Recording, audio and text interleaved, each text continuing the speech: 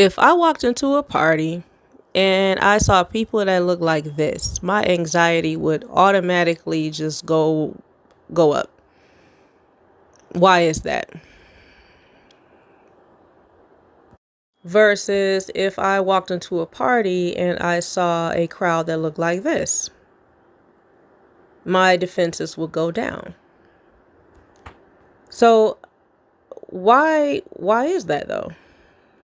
And it's not because of the first, this group is black and the other group is white. It would be more or less because of what black people are known for. Black folks pride themselves on keeping it real. And technically, keeping it real, there's nothing wrong with that. There's nothing wrong with keeping it real.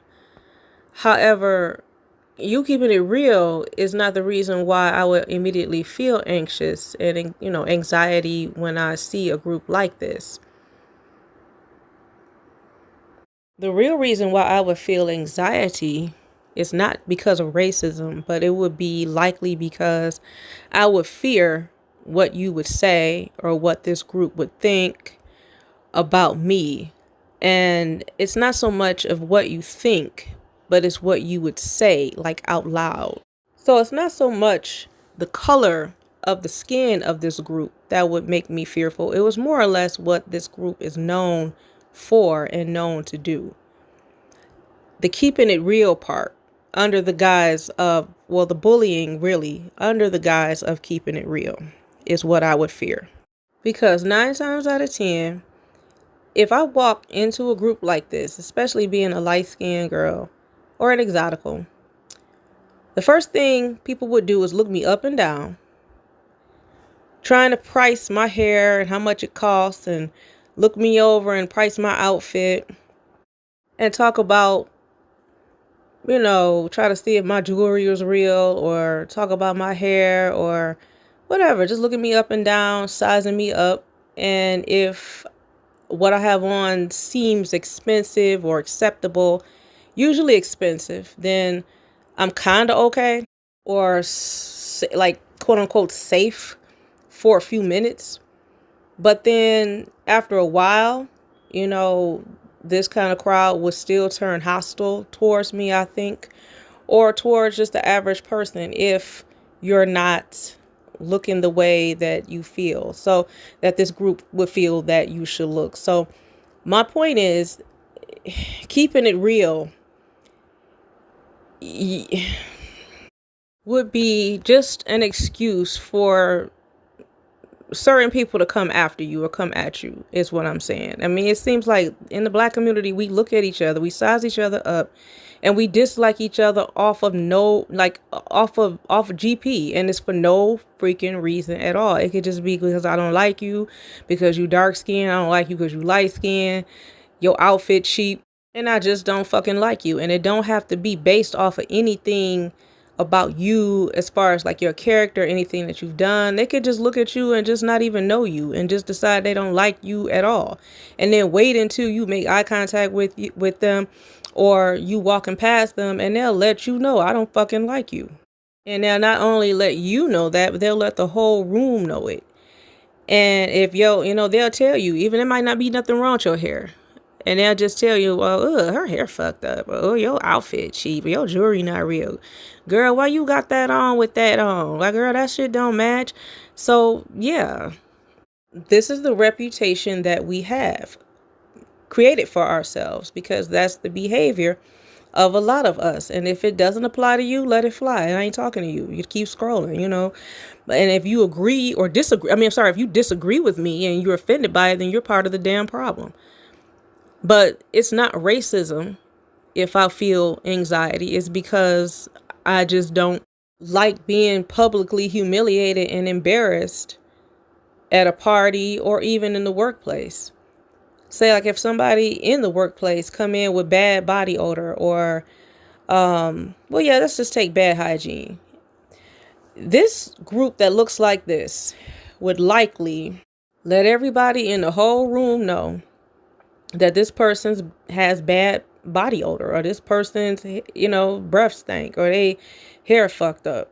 And they'll sit back and laugh like, dog, I'm sorry, I didn't mean to, hurt your feelings or nothing like that, but I just had to keep it real. I had to keep it 100 with you. And likely the person that's saying that knows that that is embarrassing for the person, or that is humiliating. You just said this stuff in front of everybody, and I feel away. But if I quote unquote keep it real with you and give you the same energy and tell you in front of a whole room full of people in a social setting or at work how I feel about you or what I think about you, and it has a little ounce of truth to it, you be ready to put your hands on me and wouldn't feel a damn bit of guilt or any particular way about it. A lot of times, people that do stuff like that be feeling very happy that they said something, that they started drama at work or in a social setting, or that they embarrassed your ass, or that they, were able to humiliate you in front of a large crowd and would not care. Two ways. Actually would think it's funny and get on the phone keying and laughing about how I just told this chick at work that her breath stank. I just told this dude that, he stank or whatever.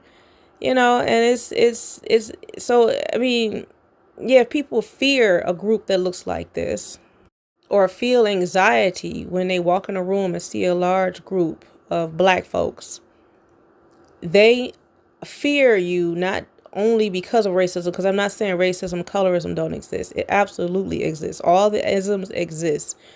But the fear is coming from the keeping it real bullshit. When really that whole term keeping it real is just an excuse or some bullshit just for you to be a bully.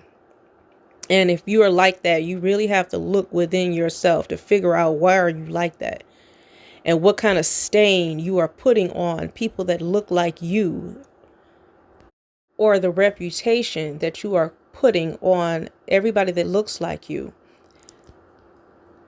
and how it affects people that look like you, how it affects your community as a whole. And like I said, if this doesn't apply to you personally, then, don't take it personally. Just let it fly, because I'm not talking to you. And trust and believe, I am not trying to insinuate that a group that looks like this is not guilty of bullshit, or a group that looks like this is incapable of being on some bullshit like that or whatever. It's just the stigma does not stain their reputation. It affects yours. It affects mine. Dark skin, light skin, mixed up. Whoever carries or whoever has black blood or a black phenotype or remotely black phenotype, it affects our reputation with that type of behavior. It's just not a good look. And then you go off in the next breath and try to tell the world, yeah, we the true, Jews, and we got the Eve gene, we the original people, we God's people. And then you act like that. As soon as somebody walk in a room, you pick them apart looking for something wrong. And if you can't find something wrong, likely it's going to be a fight started or some kind of conflict. Especially amongst the girls, especially if it's dudes in there, especially if she getting a little bit too much attention, especially if somebody feels like they're not getting enough attention from a specific dude, or they boyfriend that looked at her wrong. It's going to be some kind of conflict started one way or another. When don't nobody want to be bothered with all of that. You just showing up to have a good time like everybody else. You dressing up like everybody else. Nobody wants to subject themselves to that type of bullshit in that environment. So if people feel anxiety in a group or a crowd that looks like this, it's not always due to racism. It's due to the reputation that we have placed on ourselves or created for ourselves. Because people view a crowd that look like this as being easily triggered and just volatile as hell, versus say like a group that looks like this. Now, true enough, a group that looks like this, yeah, it's a degree of bullshit. They definitely, for sure. Jokes that shouldn't be made, slurs that get said, things that people do, like shenanigans that this group is known for. But even if the slurs are made and the jokes are made and the inappropriate comments are made in a group like this, it doesn't stain the entire group as a whole like it does with the other one. However, when I walk into a party and I see a group that looks like this, my defenses go down, honestly. And I'm sure I'm not the only one that feel like that. I don't feel like I'm going to get into a fight that night. Can things that are offensive be said? Sure, it can be. Can things that are done be offensive? Sure. Whether it's intentional or unintentional, sure, it can happen. But it's nowhere near as petty or as intense or sometimes, in some cases, dangerous as the other group. Now, true enough, these are just two different pictures of just some teenagers horsing around, playing, having fun at a party. But this group could horse around and play and act silly all they want to. It's not ever going to be regarded as just an innocent fun the way the other group would be. Because in a lot of cases, I'm sorry to say, it's not. If I trigger you too much because I'm too cute or too light or whatever, 9 times out of 10, somebody gonna pull a gun, somebody gonna get to shooting, some wigs gonna get snatched off, somebody gonna throw hands. Especially if alcohol is involved, especially if weed is involved or whatever. Now, can the two groups display aggression in two different kinds of ways? Of course they can. Of course. But that aggressive reputation will stick to this group in the minds of everybody when it will not stick to this group.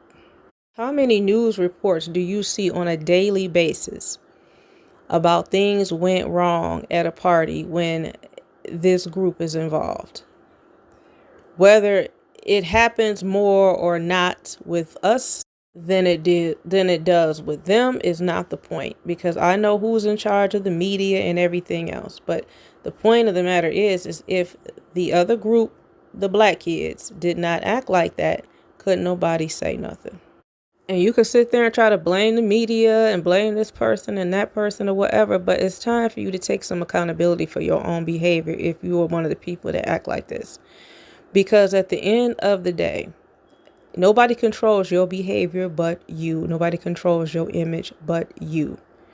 We flood the Baptist churches talking about we God's people and we the originals. And the Eve gene, and we're the original blueprints for the human being and all this kind of stuff. And it seems like we haven't mastered the art of knowing how to bridle your tongue. And it says it right there in that Bible that you hold in your hand every Sunday when we flood them Baptist churches. Sometimes it don't even take religion and scripture. Sometimes it just takes being a decent human being, being raised right, being taught right from wrong. There's certain things you just don't say. Nobody asked your opinion about how my hair look, or if my jewelry real, or if my clothes look right, or if my nail polish match my toe polish. I didn't ask you your opinion or for your commentary. So what's wrong with just bridling your tongue, keeping it to yourself, and knowing how to shut the fuck up? Because it says right there in that scripture, the tongue is the most dangerous organ in your body. And I'm Christian. I'm gonna speak on God on my channel. So, I mean, if you don't like it, you can scroll off. You keep scrolling. But it says how to bridle your tongue and be quiet, because out of the mouth starts wars. Just like if you're in the workplace, leadership look at stuff like that. If you feel like somebody's in the workplace and they're not looking right, smelling right, representing the company properly because they have poor hygiene, what's wrong with sending a nice, quiet email to just somebody in leadership requesting that they just, handle it nicely and quietly and tactfully to get the problem taken care of? Why you feel the need to walk up to somebody in a room full of people and tell everybody in the room that they breath stink, when you know damn well that's humiliating and that's embarrassing for the other person? Because if you're that type of person to loudly just proclaim in front of a whole room full of people that you feel this way about somebody else, that's a form of aggression and confrontation. And nobody likes a confrontational person. So if you are in a room full of other cultures and you feel that they have anxiety for being in your presence, it's probably because of shit like that. And not racism and colorism and all the other isms. It just means we as a people need to do better.